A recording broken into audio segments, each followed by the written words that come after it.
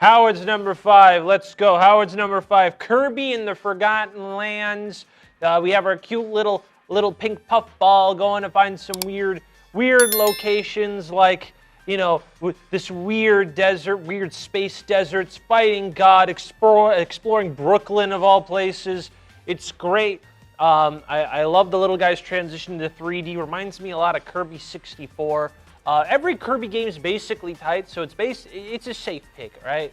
It's a safe pick. One of my first Switch games I actually did buy day one because I just got one, and God, was it so much fun because you know it's a Kirby game. It's self-evident. If you don't have Kirby and the Forgotten Lands in your top 10 and you played it, no friend of mine. Howard, number 4, let's go, baby. Okay, it just came out, so it's on my mind, but this was one of my most anticipated games of 2022. Don't laugh when I'm looking you dead in the eye and say this. River City Girls 2. That game is phenomenal. The first River City game, it was like you know, River City Ransom hasn't been that active of a franchise, but River City Girls, this reimagining by WayForward and other people, fantastic first game, right? It was a fun beat 'em up. I love my beat 'em ups. I had to actually cut out one of my beat 'em ups in my top 5. But love beat 'em ups. But River City Girls 2 decides, hey, you know the pre-established formula we all had? What if we just added like a bunch more to it? So instead of 2 characters, there's now 6. There's instead of like a linear open world, it's a ginormous sprawling open world in which you do quests and side quests to open up main areas of the overworld and interact with so many people. There's way more voice actors now. Like I noticed, I forget the name of the man, but the voice actor who plays Jiraiya in Naruto is like a shopkeeper.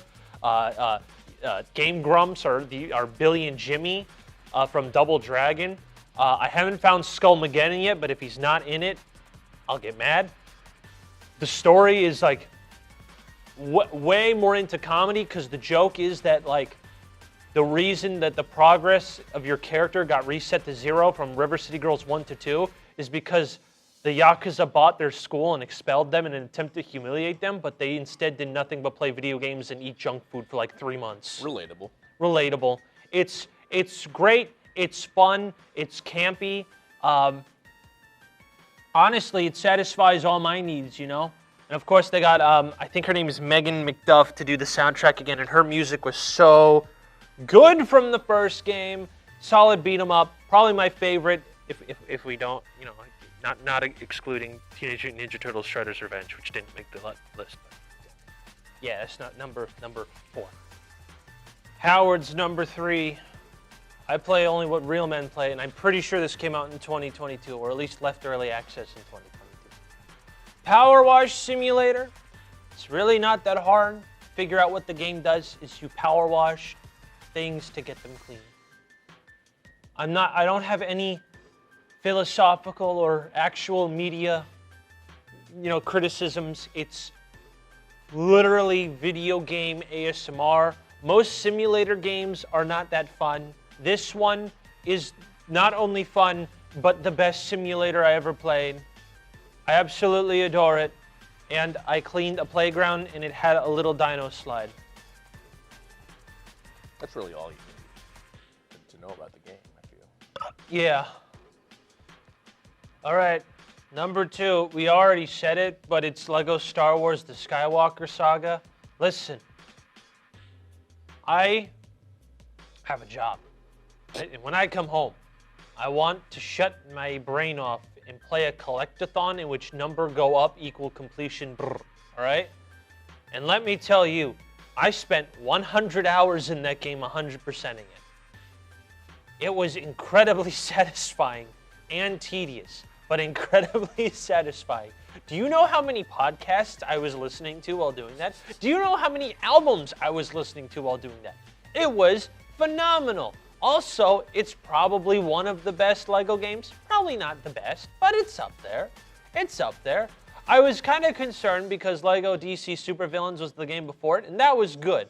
But before that was LEGO Marvel 2, and that one's not so good. So when they said they were reinventing everything, it'd have like open worlds. I was like, oh God, here we go. But no, it's actually fun. Finding things is fun. The collectible go up and make me brain happy. It was fun. Overall fun time. It kept me wanting to come back every single time. DLC's mid, though. Fellas, I'm going to be real. I hope you've been noticing a theme. Do you want another drum roll? No. Okay. Because this is a tale of a broken man. Okay. If the third game, Power Wash Simulator, was ASMR, and the second game was number go up equal completion, brr, my number one game pick is Vampire Survivors. Why am I giving this preamble? This game is like crack, okay? This game is crack, and I'm addicted, all right? I every single time, and I've been telling David this slowly, more and more. I play this game and go, that was a good run. I didn't make it to 30 minutes, all right? But that was fun. And then I found out you can evolve weapons, and I go, wow, that's a new game mechanic. Then I figured out that actually changing your character actually matters, and now I have like 12 of them, or more. And I go, wow, this is also a thing. And then they bring out these card systems, and they keep adding stuff, right? So now I've hit a point where basically I can just stand still and destroy waves and waves of enemies. And do you know how utterly satisfying that is to look at? A horde of monsters surrounding you, and they all get deleted from existence every time they try to get closer and closer and closer to you. It is the most satisfying feeling in the world. I have not played a game this year that has left me more satisfied than cleaning a dino slide. To wipe out mobs of enemies in a library. I haven't even gotten all the cards yet. There's DLC. I haven't even touched that yet, but this is like my favorite game. There's nothing wrong with this game. All right? This game's a 10 out of 10. I absolutely love it. I'm addicted to it. I need help. I need a therapist. Send help.